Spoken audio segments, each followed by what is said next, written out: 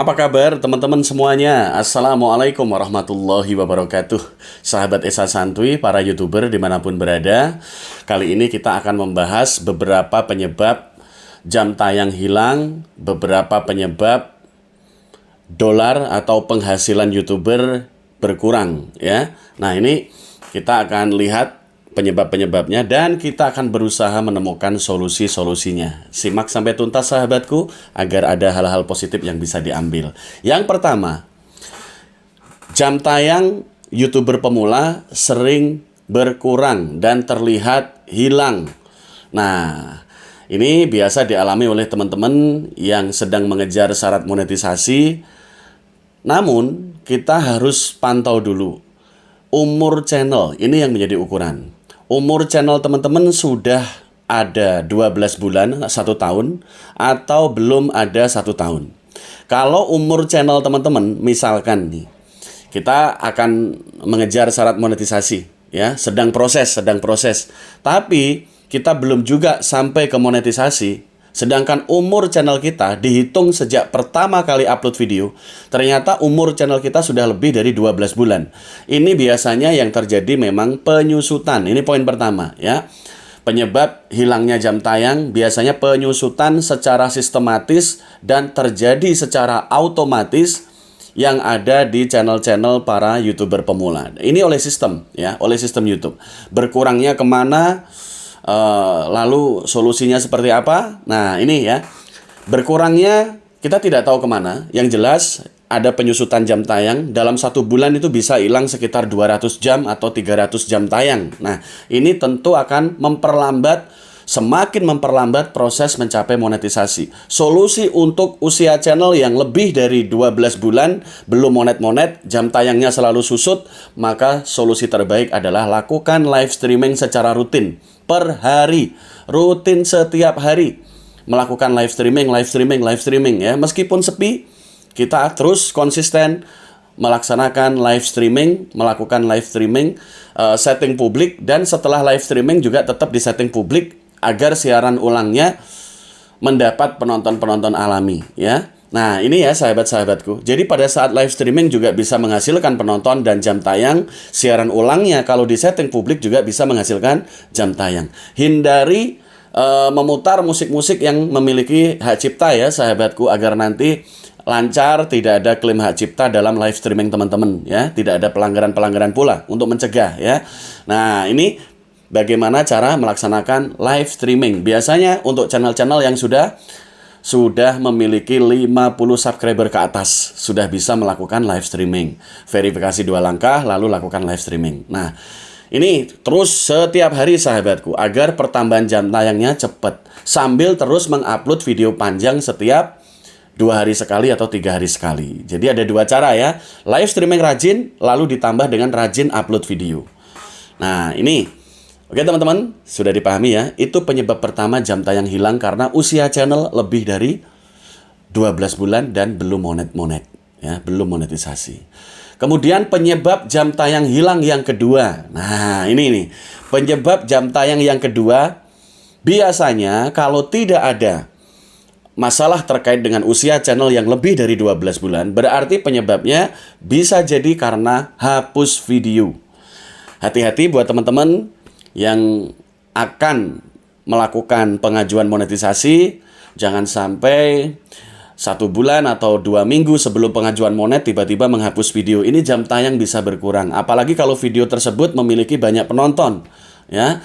Kemudian secara tidak sengaja atau dengan alasan tertentu, misalkan video tersebut dihapus, maka jam tayang teman-teman auto akan hilang permanen ya, hilangnya permanen.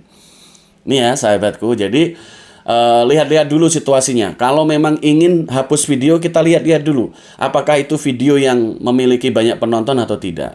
Lalu bagaimana kalau kita menghapus video short menjelang pengajuan monet? Misalkan 2 minggu sebelum pengajuan monetisasi, kita hapus video short. Misalkan kita hapus 15 atau 20 video short, dan video panjang kita biarkan saja.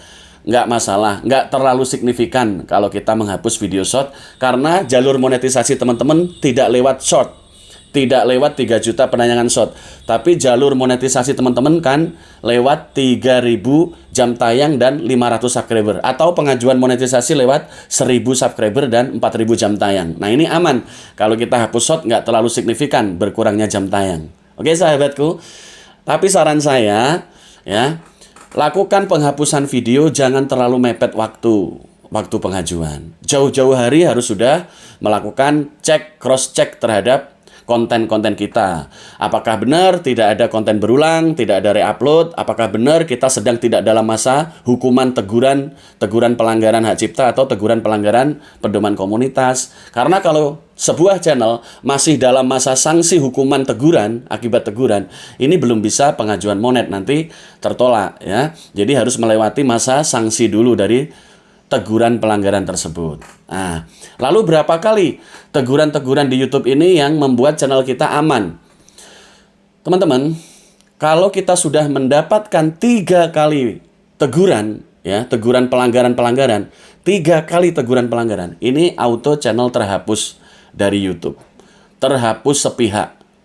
Tanpa meminta izin dari kita, oleh pihak YouTube langsung terhapus begitu saja. Ya, nggak peduli berapapun subscribernya, mau 1 juta subscriber, mau 5 juta subscriber, mau 500 subscriber, pokoknya udah kena 3 teguran, udah channel terhapus dengan sendirinya dan nggak bisa kembali permanen. Oke ya sahabatku, itulah ngerinya teguran-teguran. Nah, untuk selanjutnya kita akan bicara tentang channel yang sudah monetisasi. Nah, channel yang sudah monetisasi biasanya juga memiliki keluhan-keluhan. Bang, kenapa nih bang, dolar saya kok berkurang? Kok berkurang terus bang dolar saya? Berkurangnya di jumlah penghasilan atau pendapatan ya. Bukan di tulisan estimasi. Kalau di tulisan estimasi, begitu kita masuk ke layar studio analitik, ada estimasi, ini memang naik turun sahabatku, ya, nggak bisa jadi patokan. Tapi yang bisa menjadi patokan adalah nilai penghasilan yang sudah masuk dalam analitik penghasilan teman-teman per bulan. Nah, ini ya. Kan setiap 2 hari sekali kan ada pembaharuan itu penghasilan YouTube. Berapa, naik berapa, naik berapa, naik berapa gitu kan. Setiap 2 hari sekali. Nah, ini permasalahannya kalau teman-teman sudah monetisasi dan mengalami pengurangan dolar, biasanya yang pertama karena melakukan penghapusan video. Ya, teman-teman melakukan tindakan penghapusan video panjang biasanya. Bukan short. Kalau short ini pengaruhnya sangat sedikit pada penurunan ya. Karena teman-teman sekali lagi untuk channel-channel yang bermainnya video panjang ya. Nah, ini. Terus kemudian bagaimana nih solusinya? Kalau sudah terlanjur hapus video, terus kemudian dolar kita atau penghasilan YouTube kita berkurang. Nah, untuk solusinya, untuk segera menaikkan penghasilan dolar tersebut, teman-teman bisa menggunakan teknik oplos video. Ya, menggunakan teknik oplos formasi 121. Lakukan dengan sekitar 15 atau 10 jimil-jimil cadangan rutin per hari. Agar naik lagi penghasilan dolarnya ya. Ingat, laporan kenaikan dolar setiap 2 hari sekali dicek di kolom penghasilan ya. Oke ya teman-teman, di studio analitik kan ada itu kolom penghasilan, rinciannya kan ada. Nah, di sini ya teman-temanku. Kemudian penyebab penghasilan kita hilang yang kedua ini dahsyat dan fatal, yaitu dismonetisasi ya, atau monetisasi kita dicabut karena kita melakukan tindakan-tindakan yang dilarang. Misalkan kita ketahuan bermain YouTube, menonton video dengan proxy atau VPN. Nah, ini jelas ketahuan nanti ya. Walaupun kelihatan naik, tapi nanti dismonetisasi, AdSense kita sudah di-banned dan akhirnya gagal gajian selama-lamanya. Nah, ini akibat dari hukuman dismonetisasi. Nah, tindakan dismonetisasi ya itu tadi, tindakan-tindakan mungkin bermain VPN atau menonton video dengan proxy dan alat-alat tertentu yang terdeteksi oleh YouTube sebagai sebuah pelanggaran berat.